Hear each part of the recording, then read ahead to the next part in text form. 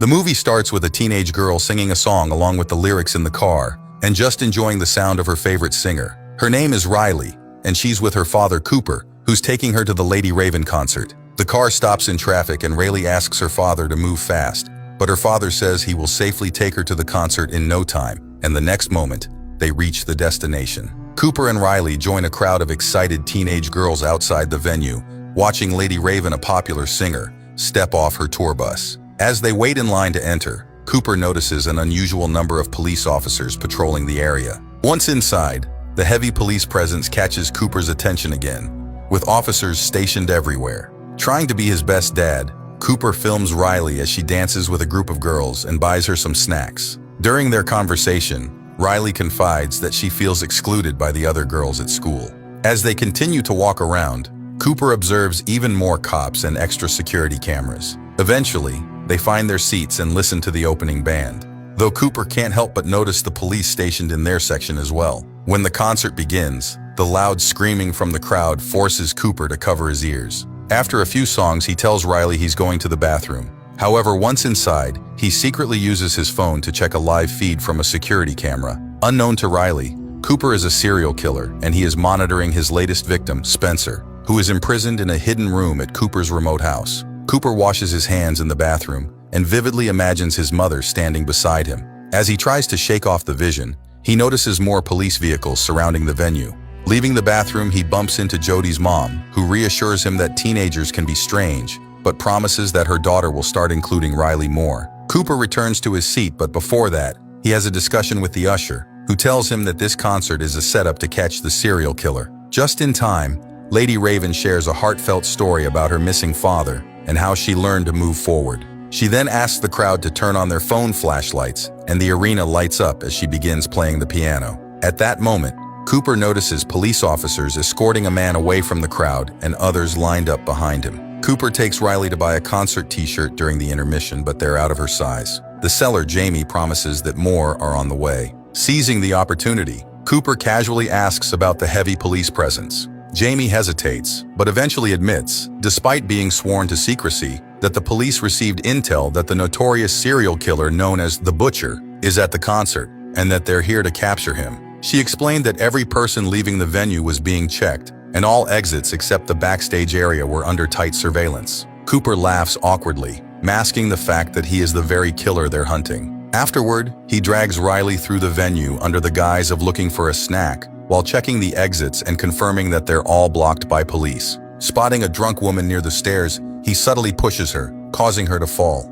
The officers at the entrance rush to assist her, and Cooper seizes the chance to slip out, only to find even more police waiting outside. Realizing there's no way out, he reluctantly returns to the concert with Riley. Lady Raven then announces a special guest, and a platform rises from the stage, revealing another singer. Staring intently at the open hatch in the stage floor, Cooper tells Riley it would be fun to sneak in and see where it leads. However, Riley calls him out for his odd behavior, forcing him to stay and avoid drawing suspicion. Frustrated, Cooper watches as the hatch closes. Later, Cooper returns to the t-shirt stand and notices Jamie heading toward the supply room. Observing, he sees Jamie using a key card to access the room. With growing interest, Cooper quietly follows, formulating a plan. Cooper pretends to help Jamie move boxes inside the supply room, while stealthily pocketing the key card. As they work, Jamie brings up the Butcher, admitting that he's been obsessively following the case, unaware that he's speaking to the killer himself. Jamie even shows Cooper some gruesome photos of the Butcher's victims on his phone, proudly boasting about how all the employees received special training for the day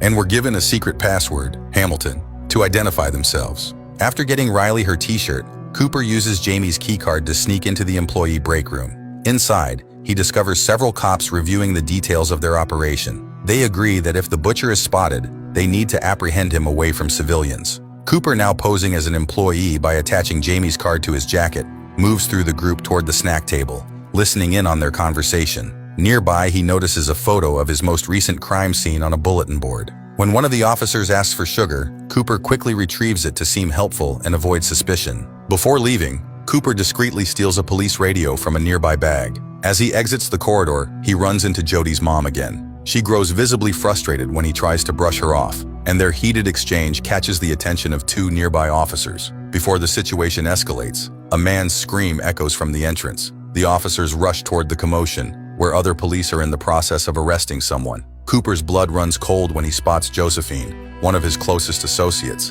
among those being detained. Back in his seat, Cooper discreetly places an earbud in his ear and tunes into the stolen police radio, listening intently as the operation continues to unfold. Cooper learns that the man the police arrested wasn't the butcher, but a panicked thief who assumed the cops were after him for another crime. As officers walk through the crowd searching for another suspect, Cooper hears a description broadcast over the police radio. A white male in his 30s with an animal tattoo on his right arm, exactly like him.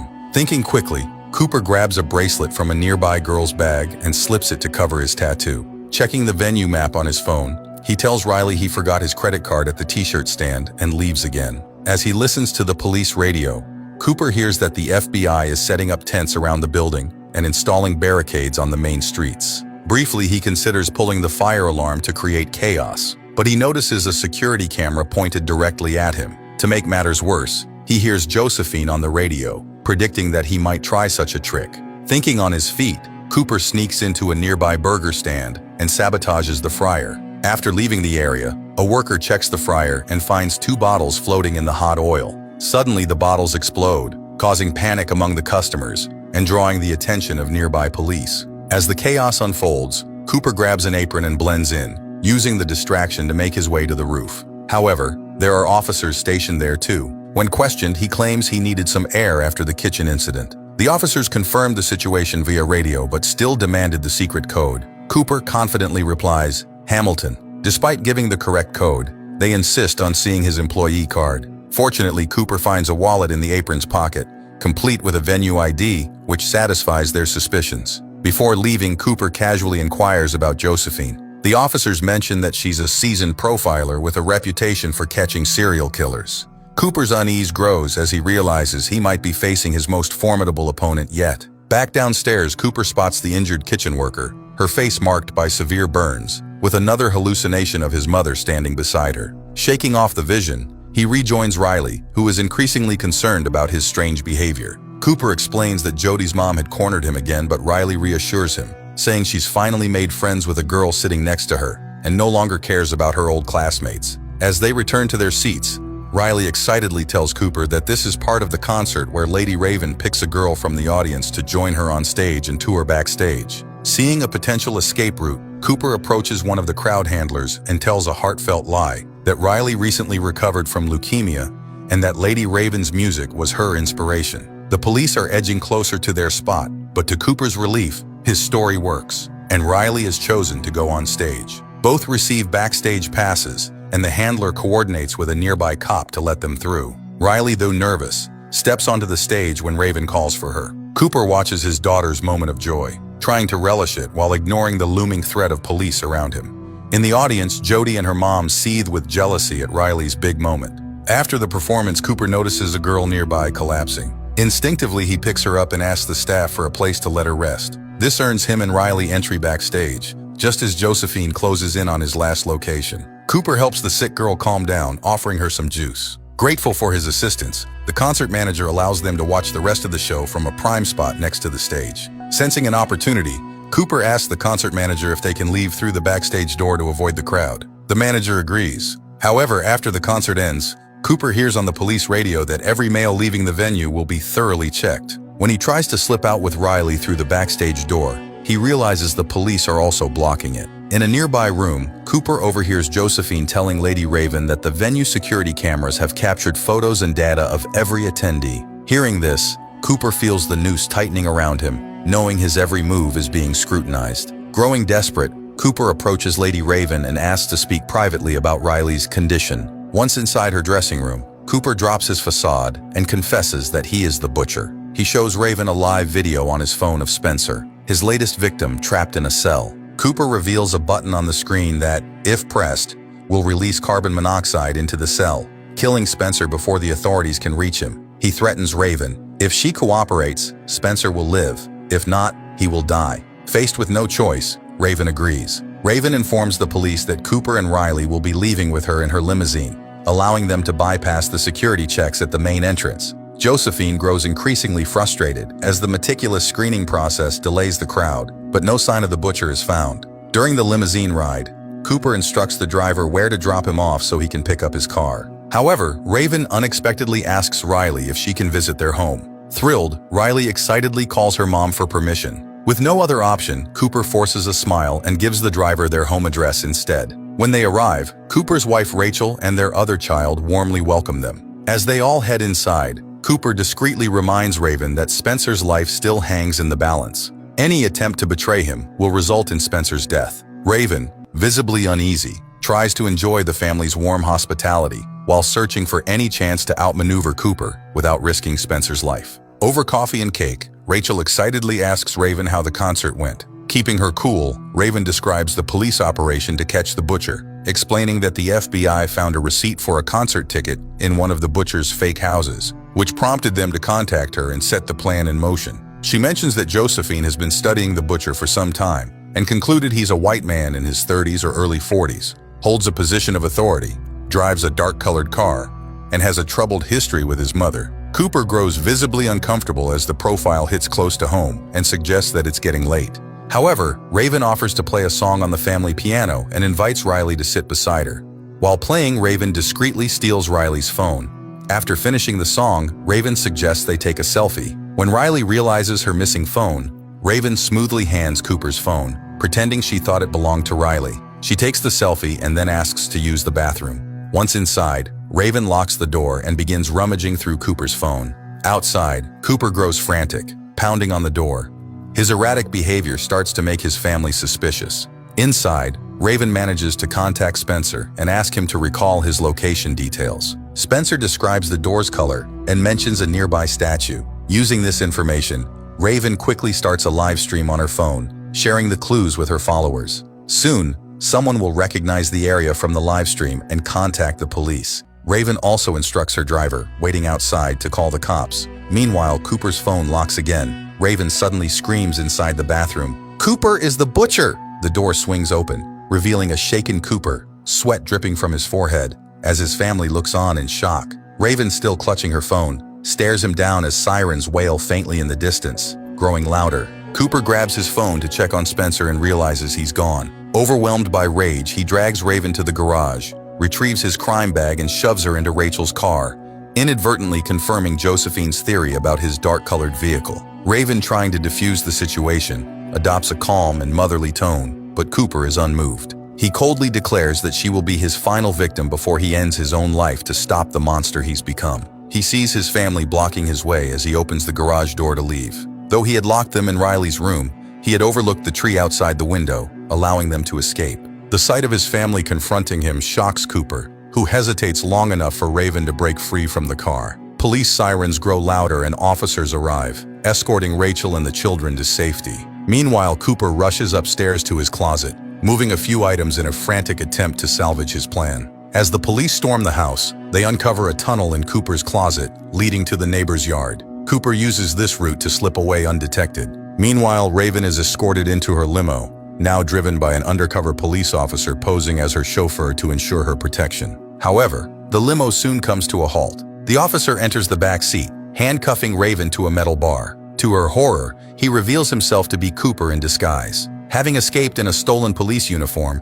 Cooper resumes driving, informing Raven that he's taking her to one of his secret hideouts to kill her, a desire he's harbored ever since seeing her perform on stage. At a red light, Raven seizes her chance. She rolls down the window and screams for help, urging bystanders to call the police. A crowd quickly gathers, surrounding the limo and preventing it from moving. Cooper grows agitated as he notices Rachel's clothes still in the car, inadvertently leaving behind traces of his other life. Meanwhile, Raven struggles with her handcuffs, managing to loosen the metal bar. She bolts from the vehicle with a burst of strength just as the real police arrive. Chaos ensues as the crowd scatters in fear. The officers, unsure of the situation, open fire on the limo. When they inspect the wreckage, they find it empty. Cooper has again slipped away, blending into the fleeing crowd in a nondescript hoodie, leaving only a trail of chaos and unanswered questions. Later, Raven is taken to one of Cooper's crime houses to meet with the authorities. She thanks one of her followers for identifying the location that led to Spencer's rescue. Relieved, she checks on Spencer, who is safe and receiving medical attention despite being shaken. Meanwhile, Rachel returns home after dropping her kids at her sister's house. Despite Josephine's repeated insistence that she should stay in hiding, Rachel refuses, determined to face whatever comes. Josephine reluctantly departs, leaving officers stationed outside the house for protection. Alone in the house, Rachel watches security footage of Spencer's kidnapping while making herself a cup of tea. The atmosphere is tense. Suddenly, she's startled as Cooper sneaks in, having slipped past the officers unnoticed. Suspicious and enraged, Cooper accuses Rachel of betraying him, convinced she's why his secret life has been exposed. Reluctantly, Rachel admits to her actions. Weeks ago, she began suspecting Cooper of having an affair, only to uncover something far more sinister. She noticed the faint smell of hospital cleaning chemicals on his clothes, and witnessed him lie so convincingly to a neighbor that it sent chills down her spine. Her suspicions drove her to follow him to one of his secret houses, where she planted the ticket receipt that eventually tipped off the FBI. Anonymously, she called the police, hoping they would find evidence to connect him to the crimes. Cooper's fury boils over. He removes his shirt, disgusted by the lingering smell of chemicals, grabs a knife from the counter and advances on Rachel.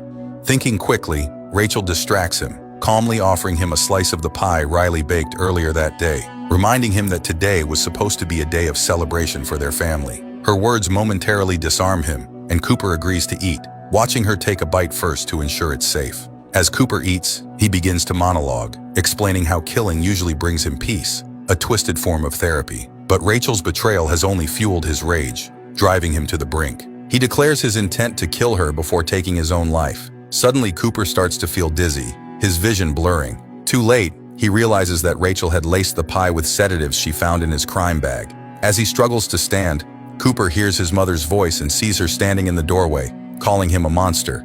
Overwhelmed by hallucinations and memories of his troubled past, Cooper breaks down in tears, staggering toward the vision of his mother. At that moment, the police burst into the house, surrounding him. Cooper, in a final act of defiance, lashes out, knocking one of the officers unconscious. Before he can strike again, Josephine arrives, armed with a second taser. Together with the remaining officers, she subdues Cooper. As he's handcuffed and dragged out of the house, Cooper appears momentarily calm. Spotting Riley's fallen bicycle in the driveway, he asks for a moment to pick it up. The officers hesitate but ultimately deny his request, hauling him away as Rachel watches, her face a mixture of relief and heartbreak. Just as Cooper is being escorted into the police truck, the officers bring Rachel's kids home. Riley sprints forward, tears streaming down her face, and wraps her arms around her father. Cooper kneels, embracing her tightly, whispering something inaudible into her ear. As the officers pull him away, Riley sobs, and Rachel, holding the other child, watches silently from the porch. Cooper steps into the back of the police truck,